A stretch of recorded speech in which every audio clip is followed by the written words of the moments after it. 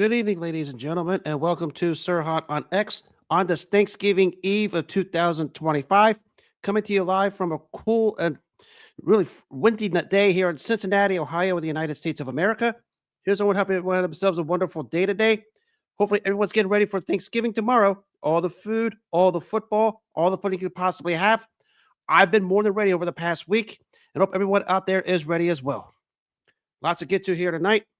Hope everyone has themselves a wonderful day today. Part of tonight's show includes an historical run by an all-time great quarterback, an all-time great wide receiver, and two nights that had two of the more explosive knockouts you could possibly have in the history of the sport. I'll get on to all of those here in a minute. But first, let's get right down to what's going to start tomorrow, obviously, with it being Thanksgiving. It's Thanksgiving Day football here in the States NFL Week 13. It's going to go through the games. Actually, I'm going to go through the ones that have more playoff implications because some of the ones on here aren't worth even talking about anymore for the obvious reasons. I'll go get right down to it. Let's start with tomorrow, what's taking place on the Thanksgiving Day slate. The first one, obviously, is the Packers and the Lions. This is a rematch from what took place week one, where Green Bay's defense has put the clamps on Detroit's offense. And going to this rematch, I can't see why it won't be any different. I mean, the Detroit's offense didn't look great over the last couple of weeks. After putting 40 plus on Washington, they came back and put single digits against Philadelphia, and they're going against a Packers team who just put the clamps on their last opponent. Can't remember who it was. And we talk about this particular matchup. I know Detroit's going to get Frank Ragnow back, which is going to be huge for that offense. But that Green Bay defense is going to disrupt Jared Goff and that offense just enough to hold them off. And I think Jordan Love makes the plays necessary to give the Green Bay Packers the big road win. I think it's going to be a down to the wire, back and forth type of game this time. It won't be the beatdown that it was week one where Detroit just got the clamps put on them. I think this time, however, I think Green Bay and Detroit is going to go back and forth. But I think Jordan Love is going to make the more key plays of the two quarterbacks. Give me the Packers. This one I think is going to be pretty close. And that might be the game of the early slate. The second one, of course, is what's going to take place in Dallas. It's between the Chiefs and the Cowboys. The story of this one is the Chiefs saving their season against a Dallas offense who has no defense. You can go many ways with this one, but I think this game is going to come down to who do you trust more? But I think Kansas City got off a bit of a schneid when they beat the Colts Sunday, and I think the momentum carries over. Give me Kansas City on the road against a Dallas defense that hasn't been able to stop anyone. Granted, Dallas had that great comeback Sunday against Philadelphia, but Kansas City is not Philadelphia, and they fall behind against Kansas City. The Chiefs are going to pour it on. I think this one's has the makings of a shootout, but I think Kansas City leaves Dallas with the win. And of course, the Sunday night tilt. Lots to get to with this one. We know the big story in Cincinnati. Joe Burrow's coming back. Jamar, the professional spitter, returning from his one-game suspension. Good for fantasy points, but that's all it is. Because you're going to get a lot of fantasy points because Joe Burrow's going to have to throw to him at least 30 to 40 times. I mean, if the professional spitter isn't getting 40 to 50 targets a game, this game, something is wrong. The guy needs at least 40 targets for the Bengals to have a chance. And that I don't see that happening. This will be closer for a while, but the Baltimore offense is going to wear down the Bengals defense, which is something we've seen all season long. I don't see it changing here. Give me Baltimore at home. So for the Bengals to have any chance, Joe Burrow needs to throw at least 40 passes to the professional spitter. He needs at least 40 targets in this game for the Bengals to win. That's their only hope, but that's not happening. Give me Baltimore at home. A lot of people think this one's going to be one-sided either way. I don't think so. It's going to be a shootout like the two games last season, but give me Baltimore at home. They don't lose night games at the bank. I don't expect that one to continue. It's going to be a better game than people think. Now we go to the Black Friday game that's taking place in Philadelphia. That is the Chicago Bears against the Philadelphia Eagles. I mean, Chicago's just finding, these are two teams who are just finding ways to win. And it's a recent podcast or spaces, whatever you call it. We call it double magic. That's what's going on with both these teams right now. Because they're just finding ways to win and not looking all that great and so doing it. But I can't see Philadelphia losing this one after what happened Sunday at Dallas.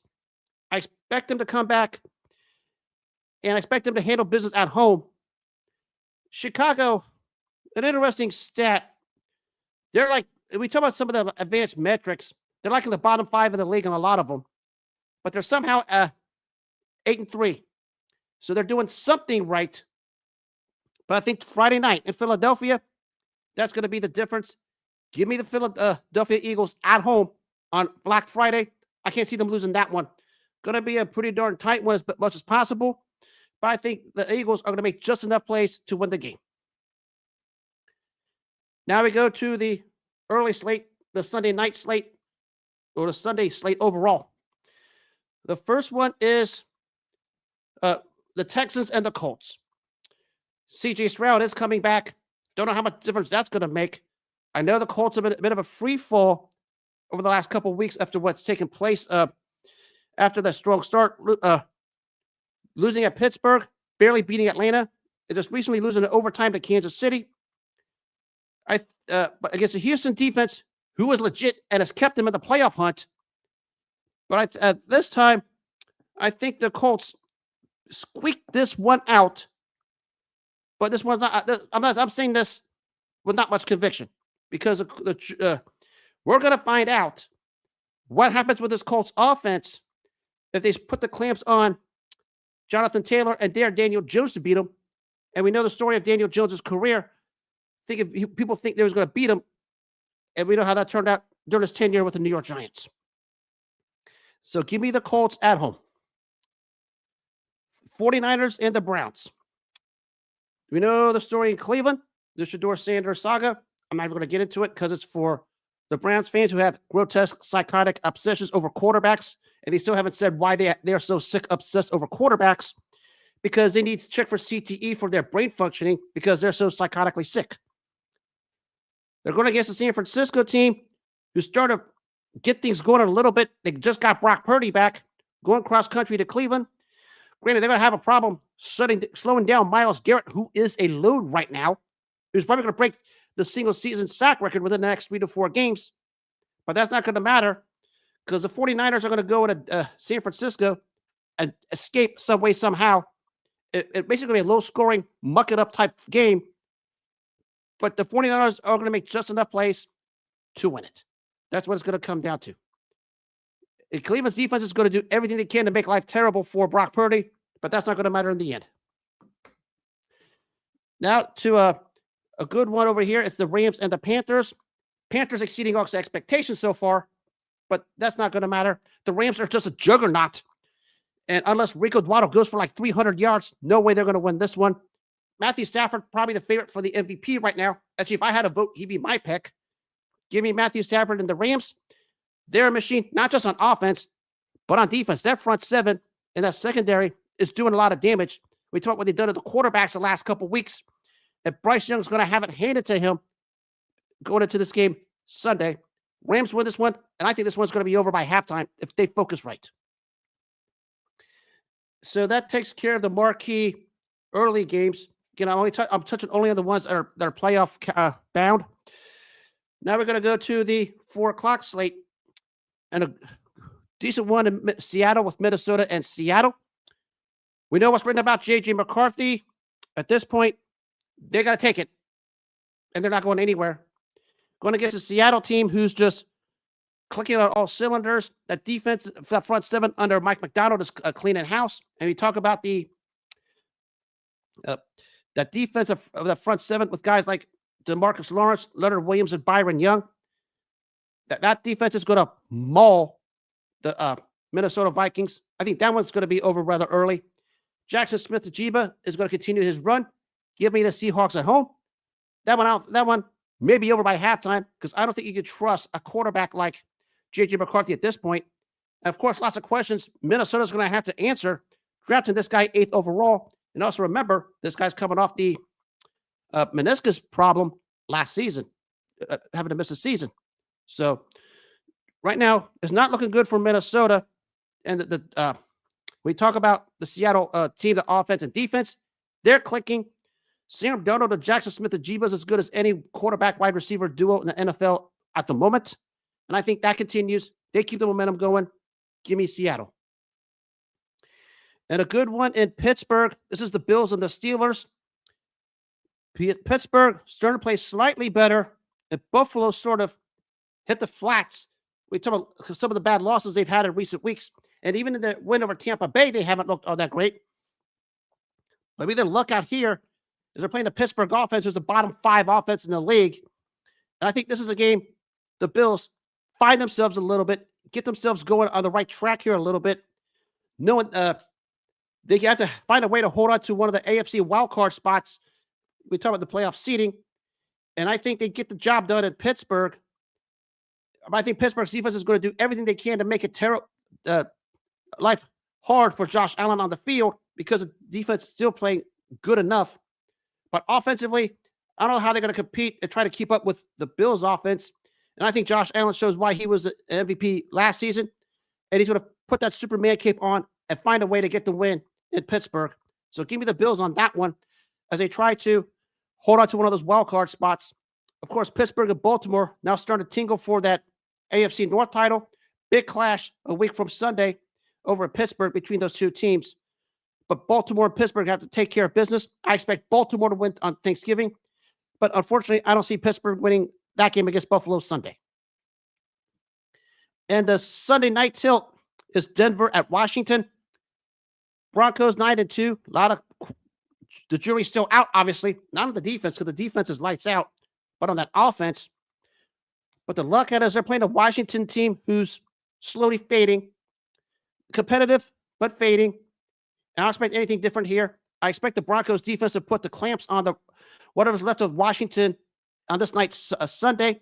And the offense do just enough, and they leave Washington with the win. Give me the Broncos on that one as they flirt with that number 1 seed in the AFC and hold off the Chargers for the AFC West title. And the Monday night tilt is the Patriots and the Giants. Giants basically eliminated, so they're just going to tank against a Patriots team who didn't look all that great beating Cincinnati on Sunday. But I think they bounced back with a solid performance here. Tough blow losing Will Campbell, who protects Drake May's blindside as good as anyone in the NFL. They're losing him. We put him on IR for about 4 weeks because they're going to lose him for 2 big games against Buffalo and Baltimore. But for this one, it's not going to matter. The Patriots are going to win this one convincingly. I think this one might be over by halftime if they focus fully. They get the ship riding after not looking all so great, beating Cincinnati on Sunday. Give me the Patriots at home. This one, I think, is going to be rather convincing. And we know the Giants are tanking. Now back to what took place in the news earlier this week, to that Thursday night game in Baltimore, because this one is all over the place. We know the news are broke. Joe Burrow's going to play. The guy's a football player. What do you expect him to say? I can't play. I'm not going to play if I don't want to play. Of course he's going to want to play. He's a football player. I mean, the guy's a competitor. I mean, say what you want about him, but he makes no excuses. He goes out there, does his job, and basically, if he wants to play, if he feels good enough to play, you just let him play. I mean, I understand every angle of this, but everything doesn't fall on him. Falls on everything around him. Because we know how the Bengals fans and the Cincinnati media have ruined this season for the Cincinnati Bengals and Joe Burrow with their cowardice, their hypocrisy, and their bigotry all season long. And Joe Burrow's going to play. Now, is he going to make a factor? That's another question. But the guy's good enough to play. Let him play. I mean, what do you have at this point? I mean, you're 3-8. I mean, they try to diagnose every path possible to the playoffs. That's not going to happen. Because you got to go to Baltimore. After this, you got to go to Buffalo and host Baltimore again. And we know how Baltimore's had success against that team in Cincinnati. But the guy's going to play. How much you going to get out of him? It's another subject. But everybody's all over the place.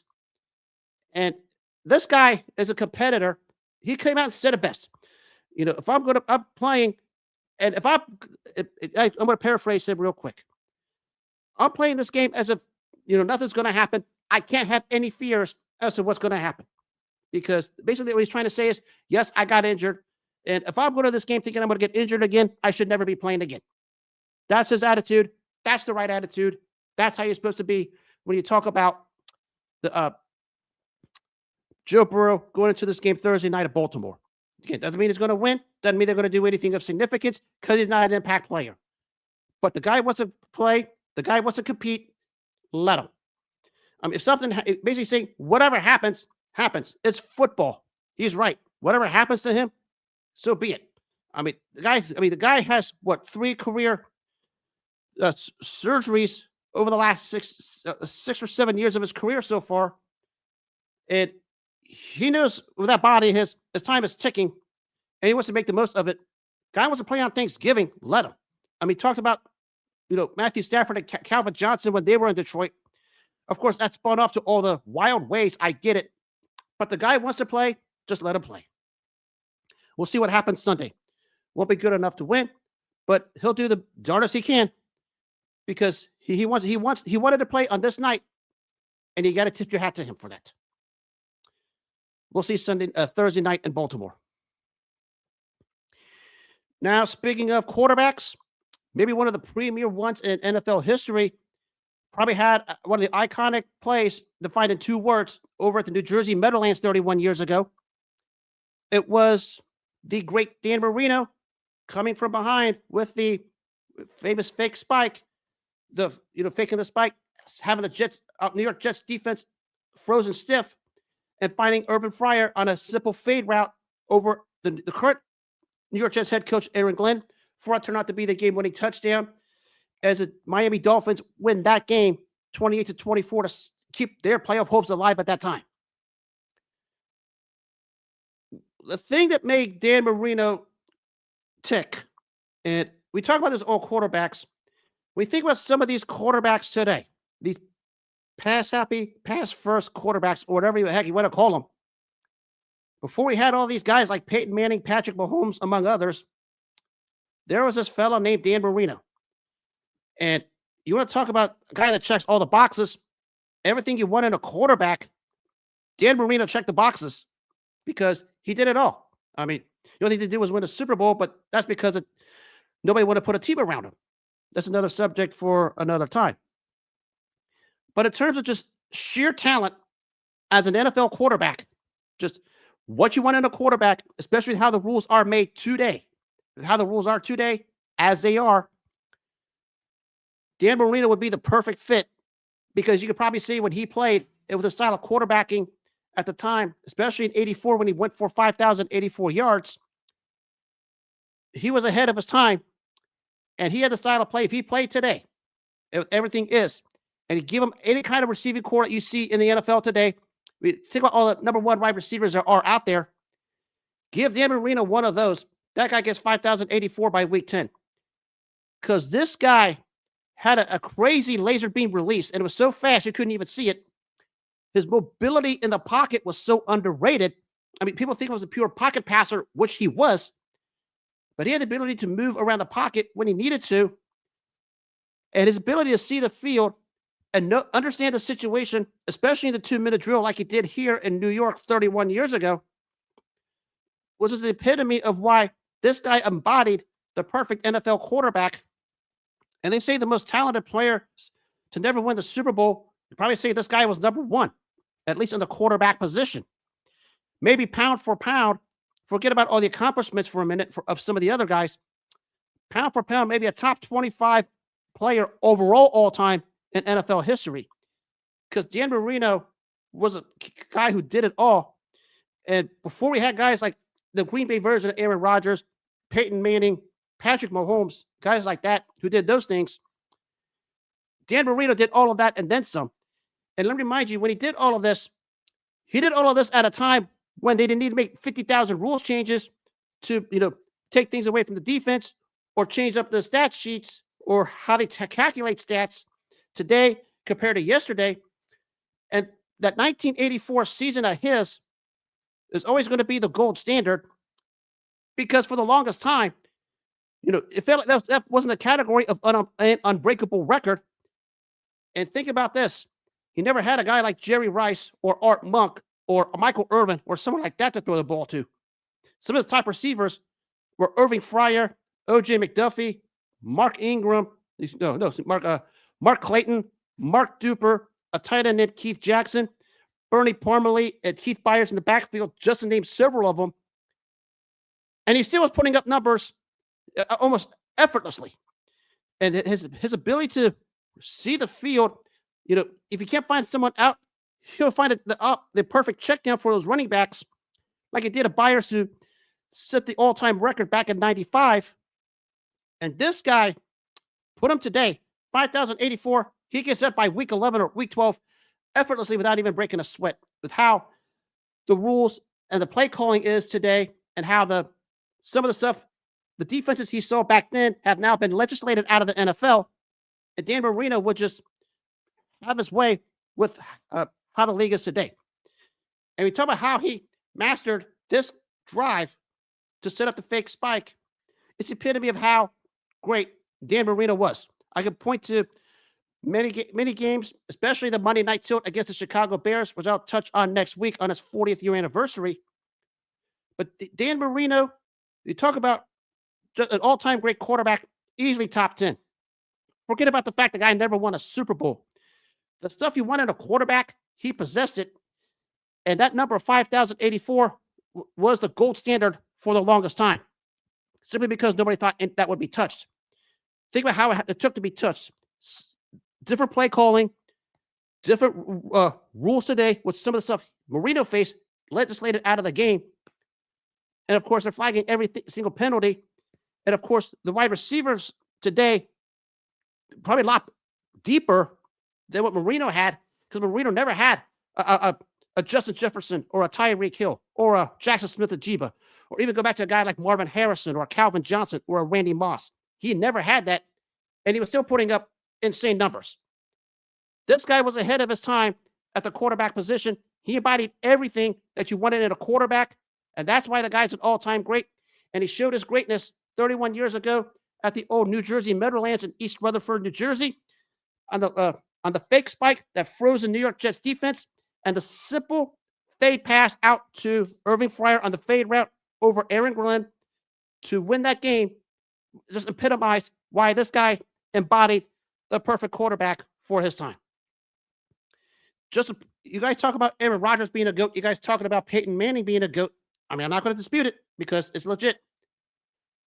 But I saw that fellow named Dan Marino do the same thing those guys do, and that's why he's head and shoulders above quite a few of them guys, more than you think. Forget about the career accolades for a second. That's something different. Just pure talent at the quarterback position. Dan Marino was him. Put him today, he probably could pass for over 6,000 yards without even breaking a sweat. This league will be tailor-made for a guy like Dan Marino. Prolific quarterback. I could talk about him as much as I really want to. And speaking of one of those number one wide receivers that he never had, what took place 27 years ago over at the old Cowboy Stadium in Dallas. So maybe a prolific wide receiver in terms of sheer talent who could have been more than what he was. But on this night was probably his coming out party, and it was then Vikings wide receiver Randy Moss. Only 3 catches, but the guy had 168 yards, and all 3 of them were touchdowns. Drew a 50-yard penalty, and of course caught a 2-point conversion in there as Minnesota ran Dallas 46-36.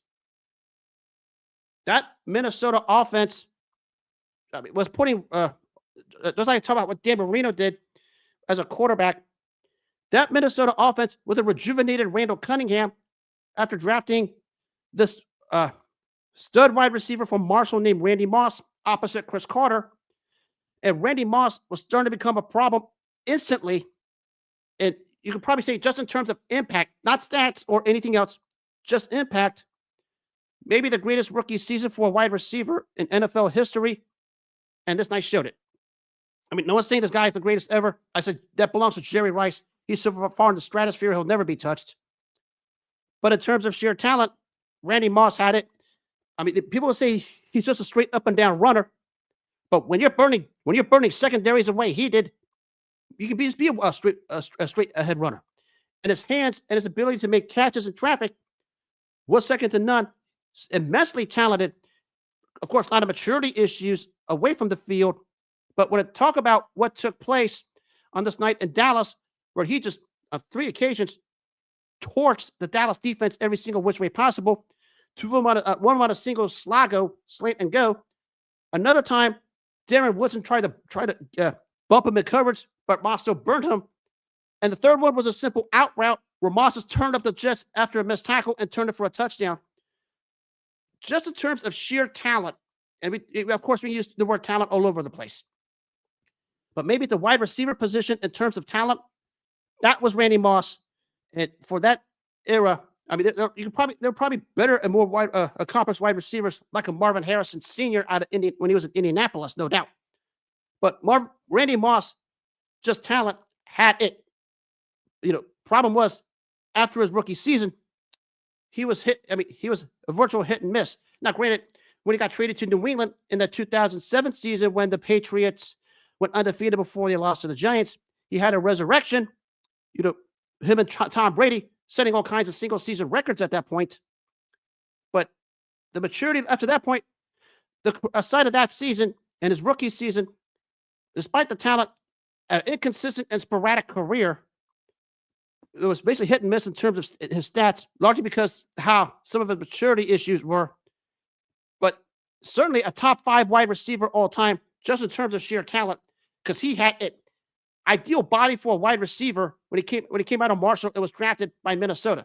Yes, he had the issues coming out, but even then, just overlooked because of the talent he possessed. And he showed it immediately, especially on this night in Dallas, what he was capable of. And he was good as any wide receiver in NFL history when he wanted to be. Problem was where he falls behind maybe some of the other guys, like a Jerry Rice and a Marvin Harrison Sr., and a couple of others, couldn't stay consistent at that high level. Granted, he went through many teams with many quarterbacks that had something to do with it. But in terms of just sheer overall talent, he was him and was certainly a top, maybe say a top 5 all-time great wide receiver to ever step foot on an NFL field. That dude was just absolutely phenomenal. And just in terms of intense talent, had it. And he showed it here when he just only had 3 catches, just systematically destroyed the Dallas Cowboys defense all over the place. Phenomenal wide receiver, certainly an all-time great. That covers my NFL segment. Lots more to talk about, obviously, with Thanksgiving. I'll be back Monday to talk more about it. Now to the historical aspect of the world of boxing. And we talk about hard hits. One of them had a hard hit, and that took place 93 years ago over at Madison Square Garden in New York City. This was Tony Canzoneri facing Kid Chocolate in a rematch of a controversial split decision that took place 2 years before in the same Madison Square Garden, and the fight was basically viewed as an unpopular decision in favor of Canzoneri. This fight came after Canzoneri lost his titles to the standout Barney Ross and was looking to rebound himself. So he faces a standout named Kid Chocolate, the first Cuban to win a world title, in a fight where basically anything goes. And we talk about Tony Canzoneri going into this fight after that great slugfest they had in their first fight. Question coming in was, what's going to happen in the rematch? Because we talk about Canzoneri going into this fight. He just lost to lost to Lou Ambers, and of course lost again to Lou Ambers. And we talk about what took place here in 1933. The story of this one was, can Canzoneri find himself back at the top? Because he ruled it for so long. He didn't rule it in just one division. He ruled it in 2 divisions. He ran into a greater all-time great than Barney Ross. And we talk about what took place here with him against Kid Chocolate. Tony Canzoneri, after the controversy, left no doubt. I mean, he started out going after Chocolate in the first round. In the second round, started to go to Chocolate's body And we started to go to Chocolate's body. That was where Chocolate started to feel the after effects. Then one perfectly timed right cross by Chocolate. We talk about what took place with this punch. And then another right cross that sent Chocolate down and out for the count. Tony Canzoneri got his vindication. And that's what Tony Canzoneri did. We talk about what he did on this particular night, over 93 years ago at Madison Square Garden. A very versatile two-way fighter who could beat you in many ways. And we talk about what he did on this night. I'll give you a more modern comparison. Exactly what Thomas Hearns did to Roberto Duran. This is what Tony Canzoneri did to Kid Chocolate. And nobody even touched Kid Chocolate, who's a tough chin, tough fighter out of Cuba. And Tony Canzoneri starts the sweat off of this guy, and the guy was laying bone dry on the canvas. And the fight was essentially over after that second right cross. As you can probably see, the first right cross hurt him, and it was a second right cross where it basically was saying good night. And that's what happened. Tony Canzoneri, at a time when that's kind of a style and the kind of accomplishments he had more value than today for the obvious reasons, had it. And when he won world titles simultaneously at a time when it meant something, he was the gold standard. Great. This before we had guys like Henry Armstrong and Barney, and of course he lost to Barney Ross, who was also a gold standard of the 1930s. But a fighter who was a problem at any time in any era, and people are sell this guy short. We talk about some of the all-time greats in those lighter weight classes. He's certainly in that conversation. Had a terrific share of wins. We talk about some of the wins he had in his career. Now we talk about what Canzoneri did on this night, and it was a rematch of a fight that many thought Chocolate won. It was a give or take slugfest. We talk about adaptability in the ring. Tony Canzoneri was one that did it, and he basically said this time, "I ain't leaving it to the judges. I'm going to go get this guy." And the second round, after he started pummeling this guy to the rib cage, and the two right crosses that knocked the sweat off of him and laid him on the canvas bone dry, that tells you what Tony Canzoneri was. And he hit his landmark moment 92 years ago at Madison Square Garden, basically ending and erasing all doubt, winning this rematch on an exclamation point. Kid Chocolate was as good as anyone, obviously. And we talk about what took place with this. He was still remembered for the fighter to win a first world title out of Cuba. Had the fights with Billy Graham, especially one in Cuba, which is one of the first that was televised in the States. Still made his impact. Some people thought he won the first fight against Canzoneri. All up from all respected pundits. Of course, some probably not around to tell us who really won it. But another fighter who was a stylist, but was also a mean, nasty guy in that ring. And Tony Canzoneri knew it. And this time, he left no doubt. He said, "I'm getting him out of there." And that's what he did. And Tony Canzoneri, one of the premier all-time great little big men, especially in the lightweight and junior welterweight divisions. Remind you, when he won a junior welterweight title, when no one recognized that as a world title. That's why no one gave him credit for being a multi-division world champ simultaneously, because back then, the juniors and the supers weren't recognized. Tony Canzoneri won it, lost it to the standout Barney Ross. That to tell you about Tony Canzoneri. If we talk about his career, he won world titles in 3 weight classes, 2 of them simultaneously. Just never got credit for the one because it was a junior division that wasn't recognized. But his place in history, heavily secure, probably top 15 to top 20 in that lightweight bracket. Of course, the guys above him are just some of the who's who in that category. But Canzoneri showed the whole world just how lethal he was in that ring 92 years ago at Madison Square Garden when he hit Kid Chocolate twice with a right cross on the chin, the second one knocking the sweat off of him and laying him out bone dry. That's Tony Canzoneri in a nutshell. And probably his landmark moment. Remember, this is before multiple world titles became a real thing because of the alphabet soup expansion.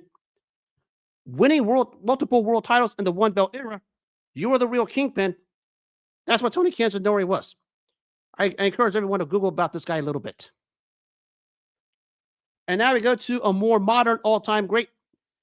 fight. It's actually a great comeback, given the circumstances with this. This one took place outside of Madrid, Spain. And this is a case of what happens when you let your guard down against a wounded animal who can still strike you. It was Herol Graham versus Julian Jackson for the World Middleweight Championship. Herol Graham was looking for a breakthrough, got a lot of solid wins, but never got a breakthrough for the longest time because of the boxing intelligentsia as we knew it. And he finally gets one against this massive murderous puncher from the Virgin Islands named Julian Jackson, longtime super welterweight champ, makes his move to the middleweight division to fight for a title that was vacated by Roberto Duran after he beat Iran Barkley. The style of Graham versus the power of Jackson. And that's why they say styles make fights. The story of this one was in the first 3 rounds. Herol Graham was giving Julian Jackson both a boxing lesson and a beating, where Jackson's eye was swollen shut to almost the size of a golf ball, resembled what happened to Mike Tyson's eye when he fought James Buster Douglas.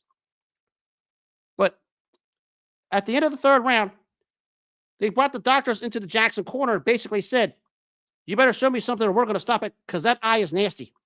And Jackson got beat up on that eye quite bad. And the eye was starting to really start to show the beating it took. Going to the 4th round, Herol Graham comes out, takes control early, looks like he's going to get the stoppage because Jackson wasn't answering. But 1 second, Herol Graham stops and drops his guard. That 1 second was the opening Julian Jackson needed to starch Herol Graham with a perfectly timed right cross that basically starched the sweat off of Graham and left him on the ground dry, out for the count, as if the guy was just a dead corpse. And Julian Jackson, dramatically, after having his face turned inside out, wins the middleweight championship in a fight where he was this close to losing because the doctors basically said, "Show me something or I'll stop the fight." And that's what happened. Goes to show, when you have a punch, there's always that puncher's chance. And Julian Jackson always had the punch. And he showed it here because Herol Graham basically took the foot off the gas. And that 1 second you take the foot off the gas against a puncher in the sport, regardless of weight class, it's over. And that's what Julian Jackson did to Herol Graham on this night 35 years ago in Madrid, Spain. Julian Jackson, this fight was the epitome of who he was. When he hit you with that punch, just like I talked about with Tommy Morrison, when he delivered the hit, it was it. And he had some hits he delivered that were it. I mean, talk about his knockout of Ismail Negron in 91, where he hit the guy so hard, he got up and he was basically a shocked corpse, it looked like. He had a shockwave shoved up his butt cheeks and electrocuted up inside him. That's how he looked like when Jackson starched him. But when you can hit him and you do significant damage with him and step the foot on the gas, it also could be it. It almost was it here, but again, Herol Graham just took off the gas. I mean, when he got hit by Mike McCallum, it was it because McCallum just pummeled him in that 2nd round, getting knocked out twice by Gerald McClellan, losing down the line to Verno Phillips and Anthony Jones, although albeit those 2 fights were the downturn of his career. But just the threat of a punch from a guy like Julian Jackson always gives you a chance. But you better not give him that chance. And that was the biggest, most brutal mistake Herol Graham made when he gave him that chance. And when he gave him the chance, it was it. And we know Julian Jackson, those in the fight game know Julian Jackson laid out a bunch of dudes with this one-punch power.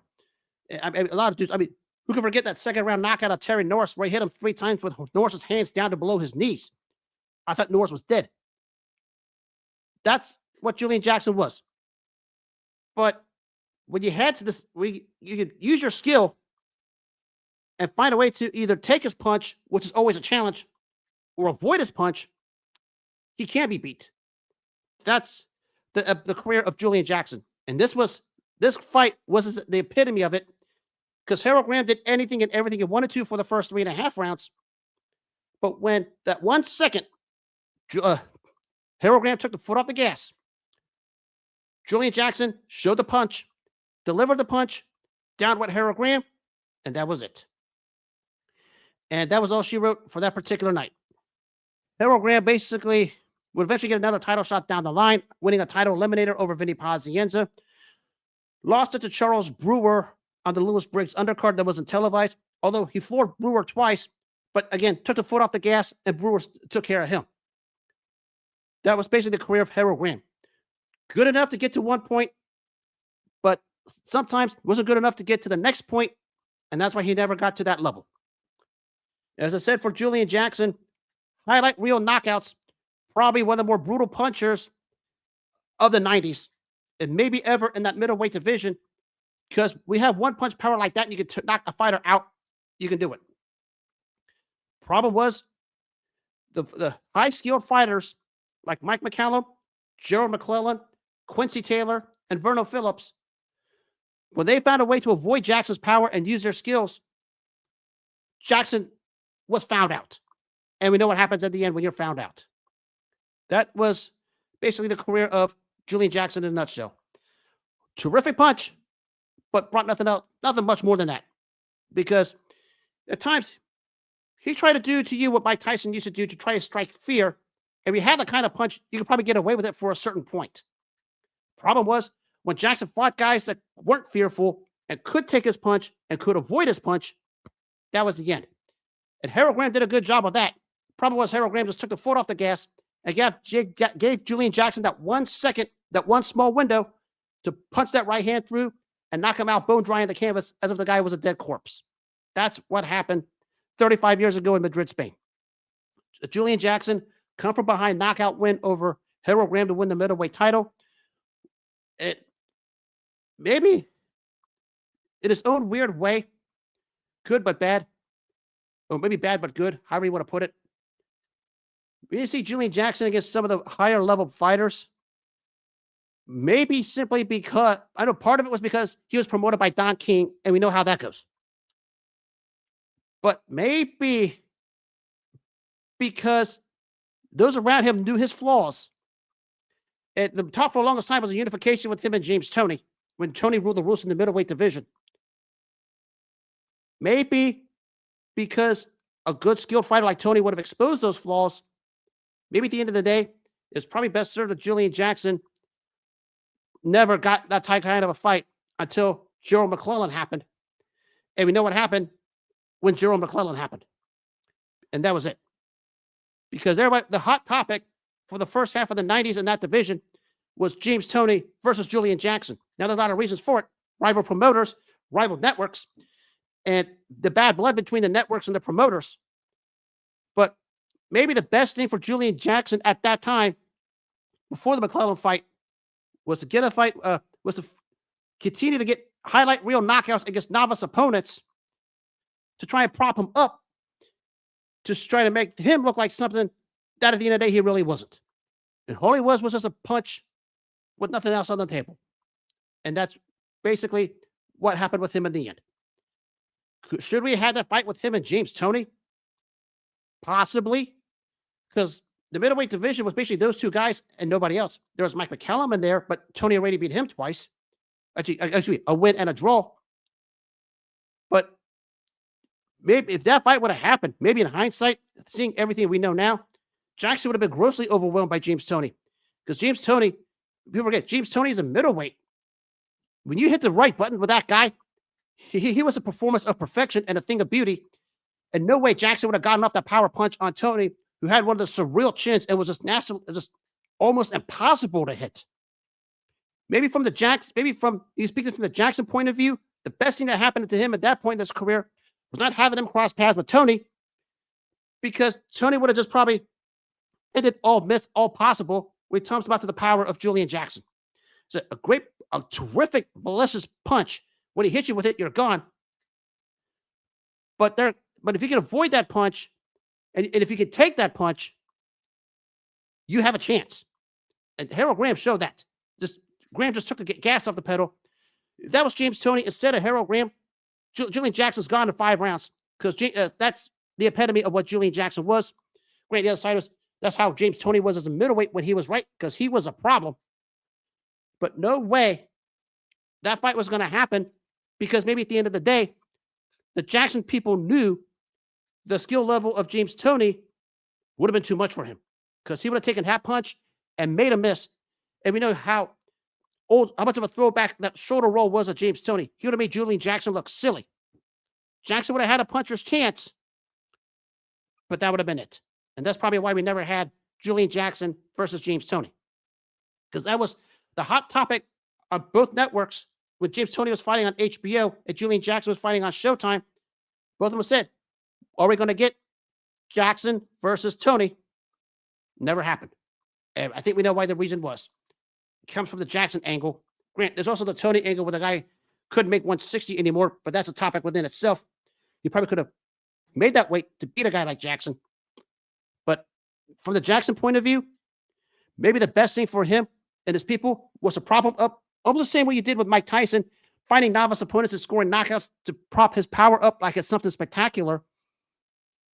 But once you put him against a guy who wasn't afraid of him, who could take his punch, and who could avoid his punch, like guys like Mike McCallum and Gerald McClellan did, that was also it for him. That's how it was. But that power of Julian Jackson showed itself 35 years ago in Madrid, Spain, when he was just with one eye, and the doctors threatening to stop the fight, found that one time that Herol Graham took the foot off the gas, and the right cross by Julian Jackson put Graham down and out bone dry with the sweat starts off his body, and Jackson winning the middleweight championship in his peak performance. And, as I said, the guy's going to have a puncher's chance against anybody. But the question in any era, because when you have a punch, there's always a chance. Problem with him, as I said, if you can take his punch and you can avoid that punch, you can beat him. I mean, Herol Graham had this fight won. Just at 1 second, he took the foot off the gas. Party was over. Just a terrific middleweight, probably in the junior middleweight class, probably overall a tricky ranking, but in terms of punching power, probably top 10 in those weight classes just on punching power alone. Rest of it is real tricky, but certainly a fighter, when he hit you, it was it. But if he could take his hit and he can avoid his hit, it was also it for him because he had no other ways to beat you. That was also she wrote about him. Maybe the exception was the fight against Thomas Tate, but basically I think that the Thomas Tate fight, if you think about the fight against Thomas Tate in August of '92, exposed some of those flaws.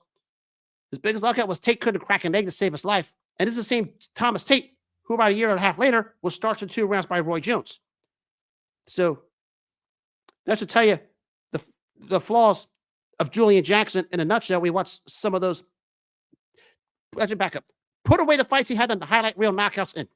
Find him in the fights where he had to show some more than just a punch, a skill. He barely made it. And I mean, he was getting outskilled by a journeyman named Ron Collins, but Collins is another guy who couldn't crack an egg and it was knocked out. Found a way to survive against Thomas Tate, who gave Julian Jackson everything in a handle and then some. And the 2 fights against Gerald McClellan, maybe that 4-fight series showed us what Julian Jackson was at the end of the day. If he can take his punch, party is over. But just a vicious puncher if he can crack. And we know he can crack. Problem was, he brought nothing to the table otherwise. Well, we heard that story before. But still, three-time world champion, 2 weight classes, valid, legit Hall of Famer, certainly belongs in there. One of the junior middleweight and middleweight history, a little tricky because it'll be aside of Terry Norris, and Herol Graham, no real statement wins when you think about it. But certainly a guy who brought excitement just because of the electricity of the punch. And that was Julian Jackson at the end of the day. Almost like a heavyweight almost. Oh, you maybe call him like a middleweight Deontay Wilder in a sense, because like Wilder, who had the punch, but anything else outside of the punch, he didn't bring anything to the table. Julian Jackson was that exact same way. I mean, some people said Thomas Hearns was. Hearns had more skill than a punch. Look up Hearn's fight with Wilfred Benitez. He showed he could box. Look up his first fight against Sugar Ray Leonard. He showed he could box. Thomas Hearns had more than just a punch. Julian Jackson, probably the only thing he had was his punch. Luckily, that punch sometimes bailed him out, like it did here against Herol Graham. You probably say he was like a middleweight Deontay Wilder at that time, but more technically sound with the punch. But that was the end game for him. Because when he was found out, the rest was history. Still a terrific fighter, and still one of the premier punchers. Showed it when Herol Graham took the foot off the gas. And sometimes I guess when you're fighting a puncher, that one time and 1 second you take the foot off the gas, party is over. And on that note, that'll wrap up this edition of Sirhan on X. No show until Monday because, of course, it is Turkey Day. Eat all you can eat. And for you NFL fanatics, enjoy all the football you can enjoy because three terrific games are going to take place tomorrow. Enjoy it. Eat all you want because that's what I'm going to do. If you missed this show or any of the other shows of the past, you can watch them on the Apple Podcasts and the iHeartRadio and the Spotify apps. Apple Podcasts and the iHeartRadio will have the audio versions. If you like the video, and especially the little turkey I have in the little corner here, you can watch it on the Spotify app because now Spotify allows video, which is actually pretty cool. And as always, make self-care your number one priority in all walks of life. Always take care of yourself first before you take care of anything else.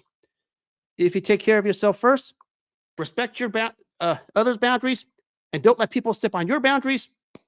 That's the only thing that matters. Always take care of you, protect your boundaries, and respect others' boundaries. Only thing that matters. Until then, have a good rest of the night. Enjoy your Thanksgiving. Enjoy the weekend. Good luck to all the teams that are playing this weekend, especially the 6 teams playing tomorrow night. Take care of yourselves. God bless. Eat all you can eat, and I'll see you Monday.